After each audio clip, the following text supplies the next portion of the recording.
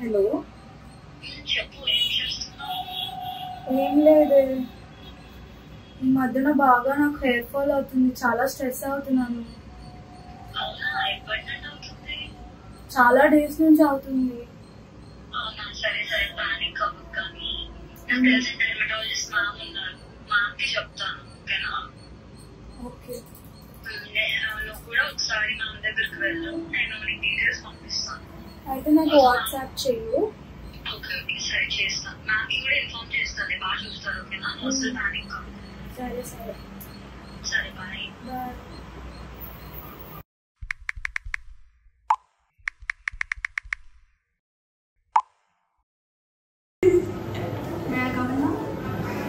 Good morning. Good morning. Good morning. ఏంటి problem? అప్పుడప్పుడు బాగా యాక్నే ఫ్లేర్ అప్ అవుతుంది మ్యామ్. ఇంకా దూతుంటే చేతిలోకి అలా జుట్టు వచ్చేస్తుంది, బాగా వస్తుంది మ్యామ్. బాగా ఎక్కువ హెయిర్ ఫాల్ అవుతుందా? బాగా ఉంది మ్యామ్. ఎందుకు హెయిర్ ఫాల్? స్ట్రెస్ వల్ల మ్యామ్. స్ట్రెస్ ఎందుకు? హెయిర్ ఫాల్ అవుతుంది మ్యామ్. ఓకే, హెచ్పి ఎంత? ఈ మధ్య హెచ్పి టెస్ట్ చేయించుకున్నారా? లేదు మ్యామ్. ఒకసారి డాండ్రఫ్ ఏమైనా ఉందా? అలా ఏం లేదు మ్యామ్.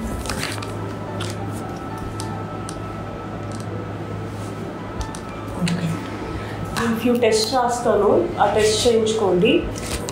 హెయిర్ ఫాల్కి రిపోర్ట్ వచ్చిన తర్వాత ట్రీట్మెంట్ పెడతాను. స్ట్రెస్కి అయితే మటుకు ఒకసారి బాగా ఎక్కువ స్ట్రెస్ ఉంటే సైకాట్రీ డిపార్ట్మెంట్కి వెళ్ళి ఒకసారి కౌన్సిలింగ్ తీసుకోండి, అక్కడ కొంచెం బాగా చూస్తాను.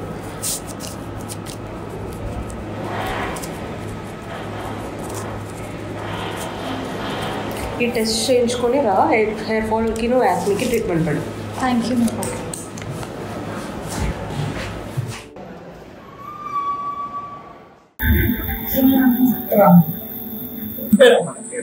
విద్యా రాయ్స్. ఏం చదువుతున్నావు? ఎంబీబీఎస్ సెకండ్ ఇయర్ చదువుతున్నాను. నీకు నచ్చే ఈ కోర్సులో చేరావా? చేరిన తర్వాత నీకు ఎలా ఉంటుంది? బాగానే అనిపిస్తుందా, లేకపోతే ఎందుకు చేరానరా బాబు అనిపిస్తుందా? అయితే ఎందుకు చేరానరా బాబు అనే నేను తీసుకుంటాను ఆన్సర్. దాన్ని జనరల్గా ఏమవుతుంది అంటే ఈ జనరేషన్లో సడన్గా ఒక కోర్స్ చేంజ్ అవుతూ ఉంటే మీ జనరేషన్లో వచ్చే యూత్ అందరికీ కూడా ఎక్కువ స్ట్రెస్గా తీసేసుకుంటున్నారు దాన్ని. ఓకేనా? సో మన కోర్సులో ఉన్న అడ్వాంటేజ్ డిసడ్వాంటేజ్ రెండు అదే. అడ్వాంటేజ్ ఏంటంటే ఆ స్ట్రెస్ వల్లే ఒక డాక్టర్ అనేవాడు చాలా స్ట్రాంగ్గా అవుతున్నాడు. ఓకేనా? అదే స్ట్రెస్ వల్లే అదే డాక్టర్ అనేవాడు చాలా వీక్ అయిపోయి డిప్రెషన్లో వెళ్ళిపోవడం కావచ్చు, సూసైడ్ చేసుకోవడం కావచ్చు, అక్కడి వరకు వెళ్ళిపోతున్నాడు. ఎగ్జామ్స్ ఎలా రాస్తున్నావు? బాగా రాయట్లేదు సార్. రీసెంట్గా ఇంటర్నల్స్ అయినా కూడా వాటిలో ఫెయిల్ అయిపోయాను. సో ఇక్కడ ఏం జరుగుతుందంటే మనం బేసిక్గా ఎక్కడ ల్యాక్ అవుతున్నాం అంటే యాక్సెప్టెన్స్ని ల్యాక్ అవుతున్నాం. ఓకేనా? సో ఏదైనా కూడా ఒక ఫెయిల్యూర్ వచ్చినప్పుడు దాన్ని యాక్సెప్ట్ చేయగలిగే స్ట్రెంగ్త్ అనేది మనలో ఉండాలి. అది ఉన్నప్పుడే వీ కెన్ గ్రో అనమాట. ఓకేనా? సో ఆ యాక్సెప్టెన్స్ అనేది ఒక స్టడీస్లోనే కాదు, ఎందులో అయినా కావచ్చు. లైక్ డ్రైవింగ్ కావచ్చు, స్కూటీ నేర్చుకోవడం కావచ్చు, లేకపోతే ఇంకేదైనా కాంపిటీషన్స్లో కావచ్చు, లేకపోతే స్టడీస్లో కావచ్చు. ఏదైనా కూడా అది మనం యాక్సెప్ట్ చేస్తున్నాము అంటే it will help in our growth. ఓకేనా? ఎలాగైతే మనం హ్యాపీనెస్ని కావచ్చు లేదా విన్నింగ్ని కావచ్చు ఎలా అయితే మనం యాక్సెప్ట్ చేస్తున్నామో, సో అలానే మనం లూజ్ అయినప్పుడు కావచ్చు లేదా ఓడిపోయినప్పుడు కూడా దాన్ని యాక్సెప్ట్ చేయగలిగితే మనం ఇంకా ఎక్కువగా గ్రో అవ్వడానికి స్కోప్ ఉంటుంది. మార్నింగ్ లేవగలుగుతున్నావమ్మా? నీ వర్క్స్ నువ్వు చేసుకోగలుగుతున్నావా? చాలా కష్టపడి లగాల్సి వస్తుంది సార్. అయితే రేపు మాకు మధ్యాహ్నం లేవు. ఇవే తగ్గించుకుంటే మంచిది. ఇప్పుడు నీకు చిన్న స్టోరీ చెప్తానమ్మా. ఒక ఊర్లో నీ ఏజ్ కలిగిన ఒక ఇద్దరు అమ్మాయిలు ఉన్నారు. ఓకేనా? వాళ్ళిద్దరికీ ఏంటంటే పూల తోటలు ఉన్నాయి, ఫ్లవర్ ఫీల్డ్స్ లాగా. ఒక అమ్మాయి ఏమో బాగా కష్టపడి చాలా బాగా పండించింది అనమాట. ఫ్లవర్స్ చాలా బాగా వచ్చాయి. ఆ ఫ్లవర్స్ బాగా మంచిగా గ్రో అయ్యాయి అనమాట. ఎంత గ్రో అయినా కూడా తను చాలా లోగా ఉండేది. అరే నాకేంటి ఫ్లవర్స్ ఇంత బాగా వచ్చినా కూడా నాకు హ్యాపీనెస్ లేదు అని చెప్పి బాగా లో అయిపోవడం, ఏడవడం, ఒంటరిగా కూర్చోవడం ఇలాంటివన్నీ చేస్తూ ఉండేది. అట్ ద సేమ్ టైం ఇంకొక అమ్మాయి ఏదైతే ఉందో అమ్మాయి ఫీల్డ్లో అసలు ఏ ఫ్లవర్స్ గ్రో అవ్వలేదు. అయినా తను గ్రో అవ్వలేదు కదా అని చెప్పి లో అవ్వలేదు, ఇంకా కష్టపడడం స్టార్ట్ చేసింది. అప్పుడు ఓన్లీ సింగిల్ ఫ్లవర్ మాత్రమే గ్రో అయింది. ఆ సింగిల్ ఫ్లవర్ గ్రో అయినందుకు తనలో వచ్చిన హ్యాపీనెస్ అనేది అసలు ఎవరు ఊహించలేదు అనమాట. అంత హై లెవెల్లో హ్యాపీనెస్ వచ్చింది. సో ఇక్కడ ఏంటంటే నీకు అన్నీ ఉన్నా కూడా, నీ లైఫ్ ఎంత బాగున్నా కూడా నువ్వు ఆ క్లాస్ నువ్వు హ్యాపీగా లేవు అంటే నథింగ్ మ్యాటర్స్ అనమాట. ఓకేనా? అదే ఇంకో సైడ్ ఆ అమ్మాయి అసలు సరిగ్గా లేకపోయినా కూడా, ఎటువంటి సిచ్యువేషన్ సరిగ్గా లేకపోయినా ఒక సింగిల్ ఫ్లవర్తో ఎంత హ్యాపీనెస్ ఫీల్ అయ్యిందో వీ క్యాంట్ ఈవెన్ ఇమాజిన్ అనమాట. సో అలా ఉంటుంది లైఫ్ అంటే కూడా. నీకు ఎక్కడైతే నీకు అన్నీ ఉన్నాయి అనుకున్నా కూడా నీకు ఏమీ లేనట్టుగా ఉంటావో అప్పుడు నీ హ్యాపీనెస్ అనేది నీ దగ్గర ఉన్నట్టు కాదు. ఇప్పుడు ఏంటి సార్, అమ్మాయిని పూలు పండించమన్నారా ఏంటి?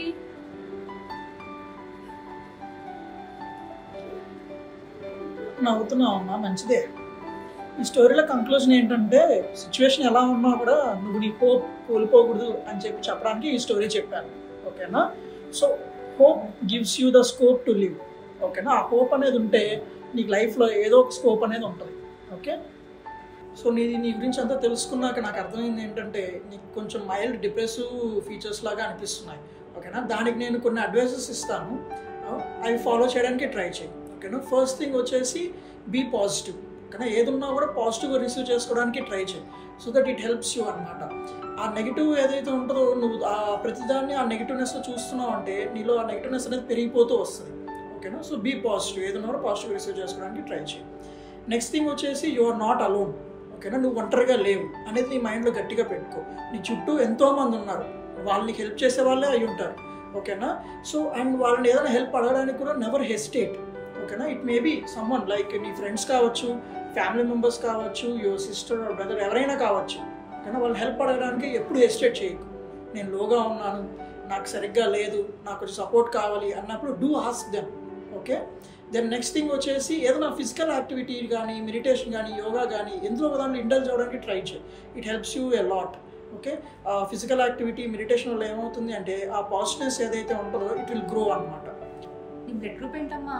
ఇప్పుడు దాని గురించి ఎందుకు? మీరు ఉండండి సార్. Be positive. చూసావా, నీ రక్తంలోనే ఉంది బీ పాజిటివ్. అలానే ఉండు.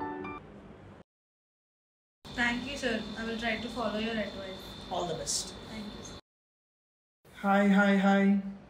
హాయ్. ఏంటి భయ్యా లేట్ అయింది?